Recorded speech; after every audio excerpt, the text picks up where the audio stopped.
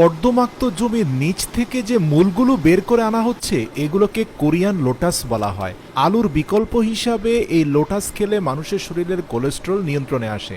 এছাড়াও এটা গ্লুটেন মুক্ত, তেল মুক্ত, তাই যে কোনো অসুস্থ রোগীকে রান্না করে এই লোটাস খাওয়ানো হয়। স্বাদ কিছুটা আলুর মতো। প্রিয় দর্শক, আপনারা দেখতে পাচ্ছেন যে কর্দমাক্ত জমির মধ্যে খুব হাই প্রেসারের পানি স্প্রে করা হয় যেন প্রতিটা লোটাসের গোড়া উর্বর হয়ে ওঠে। আরেকজন কর্মচারী প্রত্যেকটা ভারী ভারী লোটাসের মূলগুলোকে নিচ থেকে বের করে নিয়ে আসেন।